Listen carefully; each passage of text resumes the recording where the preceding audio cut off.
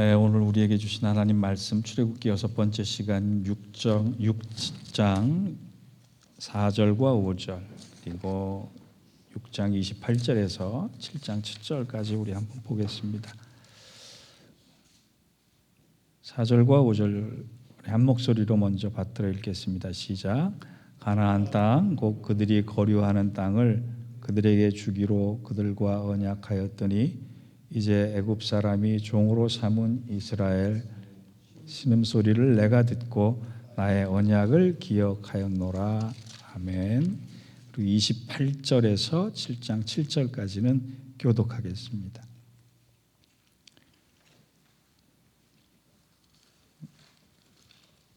안 됐어요? 아예? 잘못했어요? 성경을 찾아서 읽겠습니다.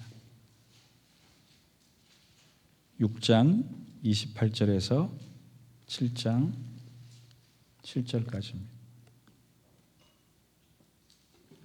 여호와께서 애굽 땅에서 모세에게 말씀하시던 날에 여호와께서 모세에게 말씀하여 이르시되 나는 여호와라. 내가 내게 이르는 바를 너는 애굽 땅 바로에게 다 말하라. 모세가 여호와 앞에 아뢰되 나는 입이 둔한 자이오니 바로가 어찌 나의 말을 들으리이까. 여호와께서 모세에게 이르시되 볼지어다 내가 너를 바로에게 신같이 되게 하였은즉 내 영 아론은 내 대언자가 되리니 내가 내게 명령한 바를 너는 내 영 아론에게 말하고 그는 바로에게 말하여 그에게 이스라엘 자손을 그 땅에서 내보내게 할지니라. 내가 바로의 마음을 완악하게 하고 내 표징과 내 이적을 애굽 땅에서 많이 행할 것이나 바로가 너희의 말을 듣지 아니할 터인즉 내가 내 손을 애굽에 뻗쳐 여러 큰 심판을 내리고 내 군대 내 백성 이스라엘 자손을 그 땅에서 인도하여 낼지라. 내가 내 손을 애굽 위에 펴서 이스라엘 자손을 그 땅에서 인도하여 낼 때에 애굽 사람이 나를 여호와인 줄 알리라 하시니 모세와 아론이 여호와께서 자기들에게 명령하신 대로 행하였더라. 그들이 바로에게 말할 때는 모세는 80세였고 아론은 83세였더라. 아멘. 이는 하나님 말씀입니다.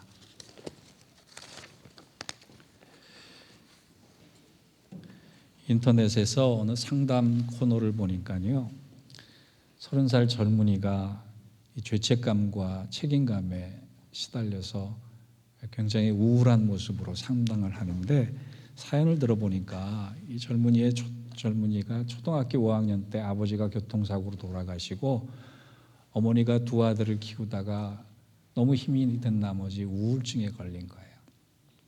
우울증의 폐해가 결국은 목숨을 끊는 일인데 어머니가 여러 번 자살을 기도하셨대요. 그것 때문에 두 아들이 노심초사해서 잘 모시려고 했는데 어머니가 그 슬픈 현실을 이기지 못하고 굉장히 힘들어했던 모양입니다. 둘째 아들이 군대 가 있는데 어머니가 걱정이 돼서 전화를 하러 했는데 어머니가 군대 가 있는 둘째 아들에게 나 죽고 싶다. 그러니까 군대에서 아무것도 어머니에게 할 수가 없잖아요. 그리고 어머니가 그것을 못 이기고 힘들어하는 게 너무너무 안타까워서 속상해서 엄마 죽을 테면 죽어라고 전화기에 소리를 치고 끊었답니다. 그런데 불행히도 이틀 후에 부대에서 어머니가 돌아가셨으니 장례를 치르고 오라라고 이야기를 해서 어머니 장례를 치르고 그 이후로 좀 세월을 보냈는데 평생 남는 거예요. 어머니의 마지막 말이. 그때 내가 엄마 죽을래면 죽어라고 얘기하지 않았다면 어머니가 살아계셨을지도 모르는데라고 하니 안타까움과 죄책감에 도저히 자기도 견딜 수 없어서 자기도 힘들어서 상담을 하는 모습을 보고 참 마음이 아팠습니다. 그러다가 문득 제가 우리 가족들에게 마지막으로 남길 말, 우리 교우들에게 마지막으로 남길 말들을 미리 좀 준비를 해야겠다 그런 생각을 한번 잠깐 하다가 아이에게 마지막 말을 한다면 예수 잘 믿어라. 아빠처럼 주눅 들어 살지 말고 당당하게 살아라. 그렇게 얘기해 주고 싶었고 아내에게는 이런 말을 해주고 싶었어요. 평생 속아줘서 고맙고 믿어줘서 고맙다라고 하는 얘기를 하고 싶었어요. 결혼 후, 아니 연애 때부터요, 지금까지 제가 한 번도 놓치지 않고 하고 있는 거짓말이 하나 있어요. 행복하게 해줄게. 그 말을 속는 줄 알면서도 믿어주고 속아준 아내가 굉장히 고맙더라고요. 여러분들에게도 마찬가지예요. 제가 여러분들에게 하고 싶은 마지막 말은 따로 시간이 있을 때 따로 전달하도록 하겠습니다. 제가 왜 이 말씀을 드리냐 하면 믿음에 대한, 믿어줘서 고맙다라고 하는 말. 창세기 6장과 7장에서는요, 하나님께서 모세를 출애굽 역사 앞에서 부르시고 해주시는 말씀이 하나 있는데, 내가 너를 믿고 있다. 그러니 너도 나를 믿지 않으렴? 이 말을 하시는 게 창세기 출애굽기 6장과 7장의 주된 주제예요. 여러분도 하나님 믿으시지요? 아멘? 그렇다면 하나님이 여러분을 믿고 계시는 것을 믿고 계세요?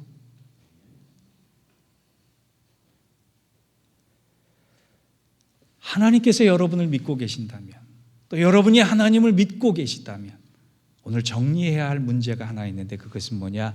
내 삶의 주도권을 누가 가지고 있느냐, 이걸 정리해야 돼요. 내 삶은 내 인생 내 것이다, 내 삶의 주도권은 내가 가지고 있을 수밖에 없다라고 외치신다면 오늘 출애굽기 6장을 잘 보셔야 해요. 저는 한 가지 소망이요, 우리 지금 출애굽기가 어려운 책이거든요. 이 어려운 책을 공부하는데 제가 거의 매주 한 장씩 공부하고 있잖아요. 적어도 목사의 의도를 알아채신다면, 내일은 7장이겠구나, 내일은 8장, 다음 주는 8장이겠구나, 한 장 정도는 읽어오실 수 있어야 해요. 한 장 정도 묵상하고 나면 말씀 받는 것이 다를 거예요. 생판 처음 보는 말씀처럼 한다면 이 말씀이 내 것이 되기까지는 시간이 꽤 걸리는 거예요. 성경 읽기를 우리는 보통 4단계로 나눕니다. 묵상, 해석, 적용, 나눔. 묵상, 해석, 적용, 나눔. 해석이 뭐냐 하면, 성경을 해석한다라고 하는 건 목사만의 몫이 아니라 여러분 스스로 본문을 읽으면서, 성경을 읽으면서 하나님의 눈으로 나와 세상을 바라보는 거예요. 전문적인 헬라어나 히브리어를 동원해야지만 되는 것이 아니라 하나님의 눈으로 나 자신을 보고, 나 자신의 둘러싼 주위에 일어난 일들을 보고 세상을 바라보고 있을 때 느껴지는 은혜가 달라지는 거예요.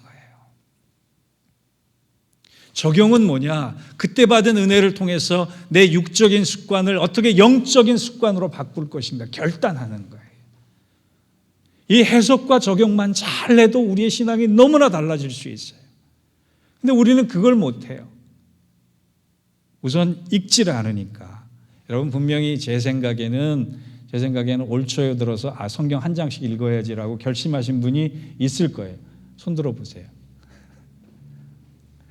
읽으셨어요? 그잖아요. 잘못해요, 우리. 그래서 창세기도 읽고 출애굽기까지 겨우 읽었는데 레위기에서 탁 막혀요. 그래서 레위기의 별명이 레위기가 아니라 내 위기다 그러는 거예요. 여기를 못 넘는 거예요. 우리가 다른 것에는 습관이 잘 들어있으면서 말씀을 보는 눈, 말씀을 동행하는 이 습관은 잘 익숙해지기가 어렵거든요. 그게 왜? 육적인 습관이 자꾸 앞서서 그래요. 모세도 그랬습니다. 하나님이 부르셨어요. 기적도 보여주시고 하나님의 소명 가운데 확신도 주셨어요. 그런데 오늘 보니까 뭐라고 말하느냐? 자기 방식대로 살아가던 습관을 못 버리고 하나님 앞에 뭐라 그러느냐? 6장 30절을 보니까 나는 입이 둔한 자입니다. 하나님께서 지금 3번에 걸쳐서 내가 입이 둔하고 말을 못해서 아무것도 못합니다라고 했을 때 해결책을 주셨거든요. 길을 주셨거든요. 확신을 주셨거든요. 기적을 주셨거든요. 그럼에도 불구하고 모세는 변명하고 핑계대고 있어요. 여러분, 사람은요 말 잘해서 구원받는 거 아니에요. 말 잘해서 구원받으면 목사만 구원받게요. 말 잘해서 구원받는 것이 아니라 하나님의 능력에 의해서, 하나님의 은혜에 의해서 구원받는데, 지금 모세가 생각하고 있는 잘못된 점은 내가 가진 약점과 내가 가진 장애가 하나님의 약점이 되고 하나님의 장애가 될 것이라는 거예요. 아니에요. 하나님은 오히려 연약함을 통해서 겸손케 하시고, 그 우리가 가진 연약함을 통해서 하나님의 일하심을 더 크게 나타내시는데, 모세는 그걸 못 버리는 거예요. 육적인 습관 때문에. 그게 무슨 얘기냐? 믿음의 주도권을 여전히 자기가 가지는 거예요. 삶의 주도권을 여전히 자기가 가지고 있는 거예요. 여러분, 믿음의 갈등들이 일어날 때 쉽게 이길 수 있는 방법이 있어요. 하나님 이렇게 믿어야 합니까? 하나님 내가 이대로 믿어야 합니까? 하나님 원하시는 모습이 이겁니까? 라고 하는 믿음의 갈등이 들 때 여러분 가장 쉽게 이길 수 있는 방법, 하나님 내 삶을 온전히 하나님께 드립니다. 내 삶의 주도권이 나에게는 하나도 없습니다.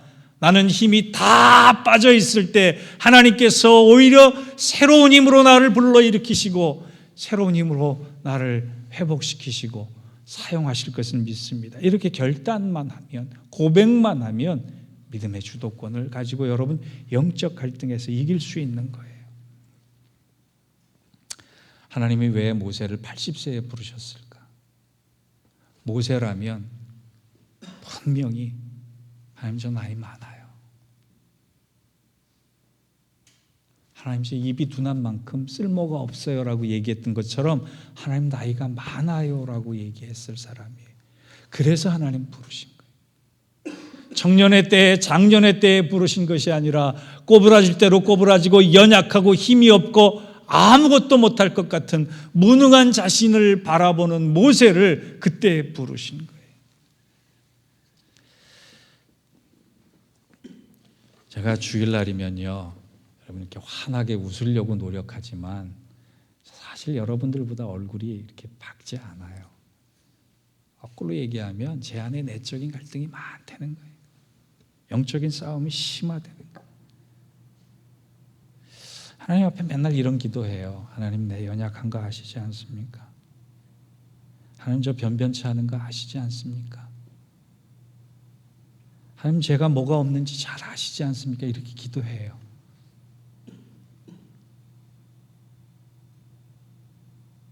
그래서 이 변변치 않은 목사를 위해서 하나님 이런 것 좀 주시면 안 돼요. 하나님 이런 것 주시면 안 돼요. 그런 기도도 합니다.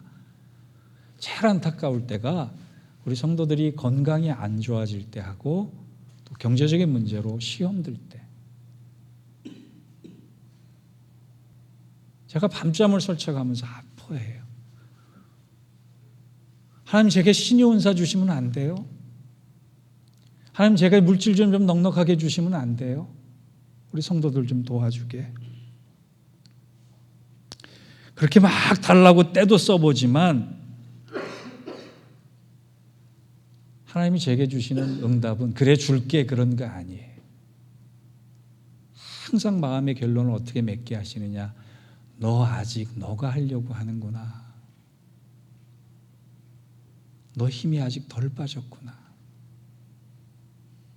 그런 책망하시면서 그 다음에 꼭 또 하나의 위로도 주세요. 무슨 위로를 주시느냐. 내가 너를 믿으니 너도 나를 믿어라. 하나님께서 나만 믿어라 하시지 않더라고요. 나만 따라오라 하시지 않더라고요. 내가 너를 믿고 있다. 연약하고 보잘것없고 형편없고 모자란 너를 내가 믿고 있다. 그렇게 말씀하실 때가 참 많아요.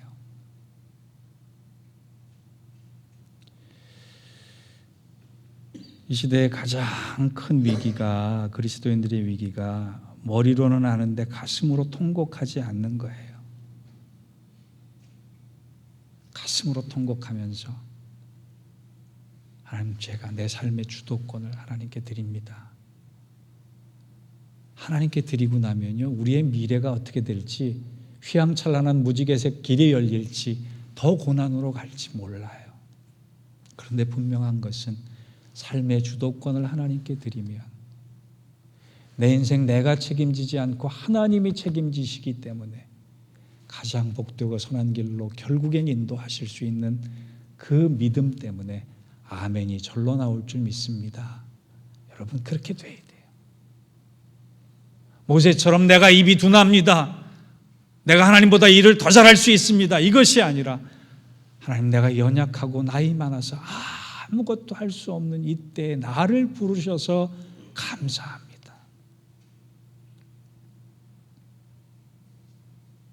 이 보잘것없는 것, 하나님의 나라의 보석처럼 쓰임받을 수 있도록 저를 사용해 주옵소서. 그리고 모든 미래 책임져 주옵소서. 아멘, 할렐루야 할 수 있는 우리 모두가 되기를 주의 이름으로 축원합니다.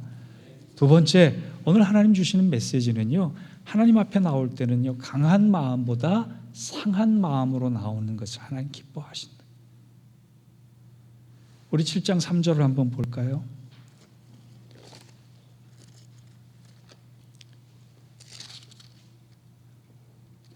같이 한번 읽어보겠습니다. 시작.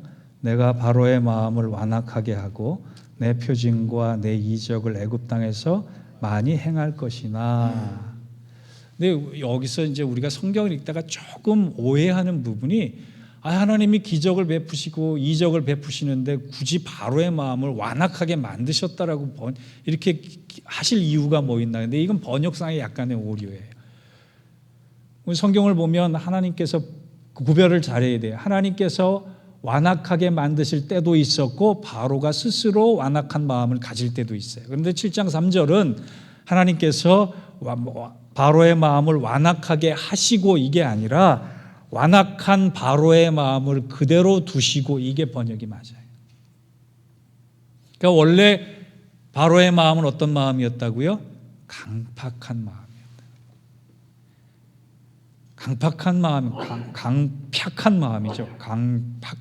강팍한 마음이 뭐냐 하면 굳은 마음이에요. 여러분, 간경화가 뭐죠? 간이 굳은 거예요. 하나님 앞에 나올 때 우리가 가질 수 있는 두 가지 마음이 있어요. 보통 보면 강한 마음, 강팍한 마음을 가지고 나오는 성도들도 있고, 상하고 찢기고 아픈 마음을 가지고 나오는 성도들도 있단 말이에요. 근데 하나님께서 어떤 마음을 더 기뻐하시냐? 강한 마음보다 상한 마음을 더 기뻐하신다. 그래서 마태복음 12장 20절에 보면 상한 갈대를 꺾지 아니하시며 꺼져가는 심지를 끄지 아니하시기를 심판하여 이길 때까지 하리라. 위로해 주신다는 거예요. 심판 때까지 위로해 주신다. 그런데요, 상한 마음은 하나님 앞에 나왔을 때 위로받지만 강한 마음은 심판을 받아요. 심판을 받아요. 내가 지금 강한 마음으로 나왔느냐, 강팍한 마음으로 나왔느냐, 아니면 상한 마음으로 나왔느냐. 속상해서 나온 마음이 상한 마음이 아니라 하나님의 위로가 내 것이 되면 상한 마음인데요, 강팍한 마음이면 어떤 마음으로 나오는지, 첫째, 말씀이 안 들려요. 물론 설교자의 잘못도 있습니다만 말씀이 절대로 내 마음에 안 들어와요. 튕겨져 나가요. 4절이 그 얘기예요. 바로가 너희의 말을 듣지 아니할 터인즉. 바로가 어떤 상황이든, 하나님의 말씀이든 하나님의 말씀을 대언하는 모세에게든 바로가 그의 말씀을 그의 마음에서 절대로 받아들이지 않는. 또 하나, 강팍한 마음은 언제 어디서든 될 수 있다라고 하는 거예요. 성경에 바로 왕이 마음이 강팍하게 됐다라고 하는 게 18번 나옵니다. 그 중에 9번은 하나님께서 그렇게 만드신 경우고, 나머지 9번은 바로가 스스로 마음을 그렇게 굳게 만든 거예요. 하나님께서 우리에게 의지를 주셨어요. 그래서 우리의 마음을 강하게 먹고자 하면 하나님의 말씀이 안 들어오고, 하나님의 말씀이 안 들어오고 난 다음에는 그 다음부터는 내 인생의 주인공은 내가 되려고 하는. 여러분, 예레미야 시대에 이스라엘 백성이 망한 이유가 뭐예요? 강팍한 마음 때문에 망했어요. 예수님의 제자들도 마가복음 6장 52절을 보면 강한 마음이 돼요. 스스로 마음 먹기 나름이에요. 이는 저희와 그 떡 떼시던 일을 기억하지 못하고 도리어 그 마음이 둔하여졌음이니라. 여기서 둔하여졌다라고 하는 게 스스로 강하게 만든 마음이에요. 하나님 왜 내게 이러십니까? 하나님 이렇게 하지 않아도 되지 않습니까? 나 이제 하나님 안 봅니다. 나 하나님 안 섬깁니다. 예배드리지 않겠습니다. 하나님과 좀 떨어져 있겠습니다. 하나님으로부터 멀리 달아나겠습니다. 이런 마음을 가지는 순간에 하나님의 말씀은 나와 상관없고 하나님의 말씀이 내 안에서 역사하기가 어려워진다라고 하는 거예요. 그런데요, 하나님, 내가 현실 때문에 환경 때문에 내 마음이 너무나 찢기고 아파서 갈 곳을 모를 때 가장 먼저 하나님 앞에 나왔습니다라고 할 때 이 상한 마음을 가지고 나오는 그 사람에게 하나님은 더할 나위 없는 은혜를, 위로를, 평강을 주신다. 오늘 상한 마음으로 나오셨습니까? 형용할 수 없는 하나님의 은혜와 위로가 여러분의 것이 되기를 축원합니다. 모세처럼 찢기고 상한 마음, 하나님 의지할 때 위로받듯이 바로처럼 하나님의 말씀조차 튕겨져 나가는 그러한 마음의 주인공 되지 않기를 바랍니다. 이제 결론을 맺습니다. 저는 아직 그 정도 단계까지는 안 됐는데요. 어떤 목사님이 그런 얘기 하시더라고요. 나중에 혹시 그런 기회가 있으면 눈여겨보세요. 우리 예배 중에 찬송 부르잖아요. 찬송 부를 때 어떤 목사님이 이렇게 강대상 위에 손을 얹고 1절을 부르고 나면 이렇게 하나를 채우고 2절을 부르고 나면 또 2를 채우고 3절을 부르고 나면 3를 채우고 4절을 부르고 나면 이렇게 하는 버릇이 생겼대요. 왠지 아세요? 1절 부르다가 3절로 넘어가는 경우가 있어서 그래요. 이게 지금 1절이 끝난 건지 2절이 끝난 건지. 저도요, 요즘 실수가 자꾸 잦아져요. 젊었을 땐 총명했다라고 하는 얘기도 들었는데 실수가 자꾸 잦아져요. 방금 부른 찬송가 절수가 몇 절인지 모르는 것, 건망증, 치매의 시작이에요. 그래서 목사님이 1절, 2절, 3절, 4절 꼽아가면서 부른다는 거예요. 조금 전의 것도 잊어버려요. 우리는 어제 받은 은혜도 잊어버려요. 어떨 때는 약속조차 기억하지 못할 때가 있잖아요. 그런데 하나님께서 오늘 모세를 부르시면서 7장의 말씀을 하기에 앞서서 한 가지 상기시켜 주시는 게 있어요. 그게 6장 4절과 5절입니다. 한번 보세요. 가나안 땅 곧 그들이 거류하는 땅을 그들에게 주기로 그들과 언약하였더니 이제 애굽 사람이 종으로 삼은 이스라엘 자손의 신음소리를 내가 듣고 나의 언약을 기억하노라. 하나님께서 지금 몇 년 전에 하신 약속을 기억하셨다고요? 400년 전에.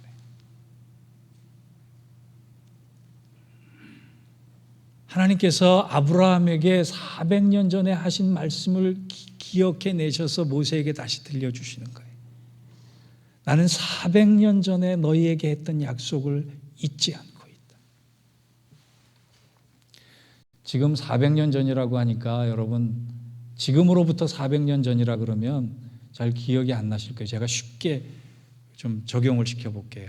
지금부터 400년 전에 조선시대에 무슨 일이 일어났을지 아세요? 누가 등장했는지 아세요? 드라마 허준 보셨죠? 네. 허준이 동의보감을 쓸 때가 지금으로부터 400년 전이에요. 근데 허준이 동의보감을 쓸 때 여러분, 누군가 우리 조상이 나에게 한 약속이 있다면 그거 기억하시는 분 계세요? 어제 일도 잊어버리고 어제 받은 은혜도 잊어버리는데 400년 전 약속이 무슨 기억이 나겠어요? 그런데 하나님은 모세를 부르시면서 400년 전에 내가 너희들에게 했던 약속을 나는 아직도 기억하고 있다. 언제? 5절의 말씀, 이제 애굽 사람이 종으로 삼은 이스라엘 자손의 신음소리를 내가 듣고, 여기서 신음소리는 기도소리예요. 이스라엘 백성들이 너무나 힘이 들어서 너무나 임계점, 참을 수 있을 만한 그 고통의 임계점에 다다를 때 비로소 하나님을 향해 부르짖습니다. 하나님, 이 고통이 언제 끝납니까? 영화 10개를 보면은요, 그 찰턴 헤스턴이 나온 영화 10개를 보면 아주 잊혀지지 않는 장면 하나가 나와요. 어떤 노인이 이제 그 노동을 하다가 돌에 깔려 죽어요. 죽으면서 하는 얘기가 있어요. 하나님, 감사합니다.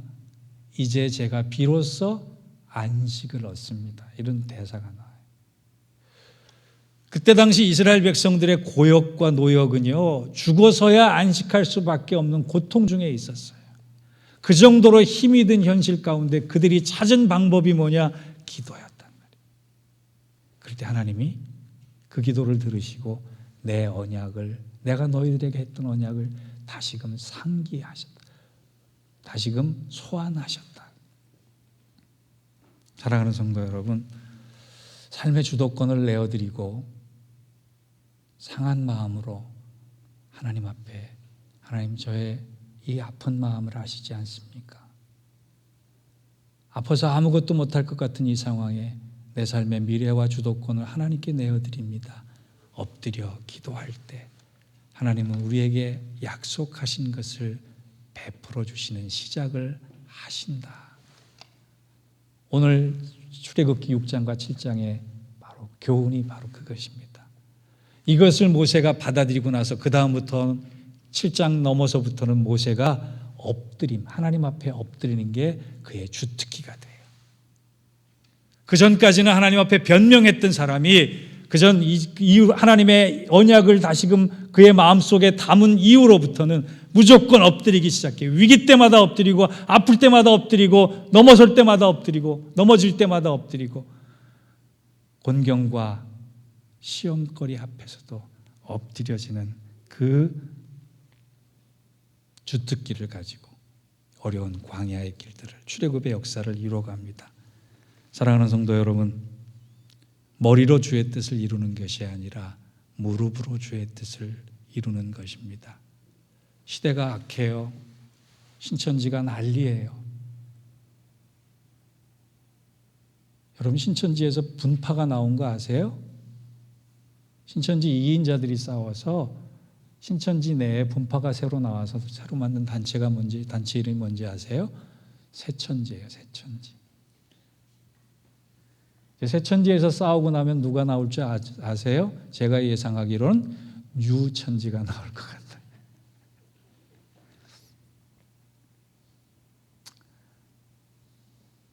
누가복음 11장에 솔로몬 망대가 넘어지는 것을 보고 죄 많은 사람들,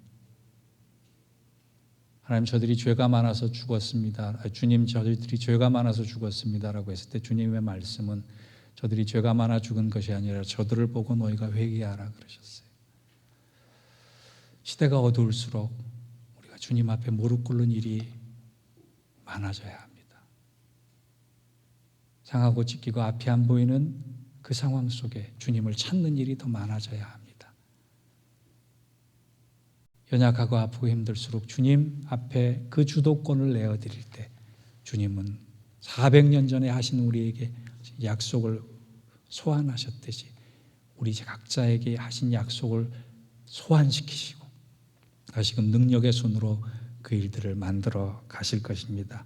이 하나님의 은혜가 부족하고 부족한 저와 우리 여러분들과 함께 하시기를 주의 이름으로 축원합니다. 기도하겠습니다. 하나님, 혼자인 것 같은 그 상황에 모세에게 내가 너와 약속한 것을 내가 잊지 않겠다 말씀하셔서 힘과 용기를 주셨던 것처럼 오늘도 말씀으로 우리를 일깨워 주시고 흔들어 깨워 주시고 이 시대가 혼탁하고 혼돈스러울지라도 잘 분별하여 하나님의 의로운 손이 나를 붙들고 있음을 잊지 않는 주의 백성 되게 하여 주옵소서. 하나님의 언약이 아직도 나에게 유효함을 잊지 않는 저희들 되게 하여 주옵소서. 하나님 감사합니다. 이 한 주간도 하나님의 뜻에 합당하게 상한 마음을 가질지라도 넘치는 위로와 평강으로 인도함 받는 사랑하는 주의 성도들 삼아 주옵소서. 예수님의 이름으로 기도하옵나이다. 아멘.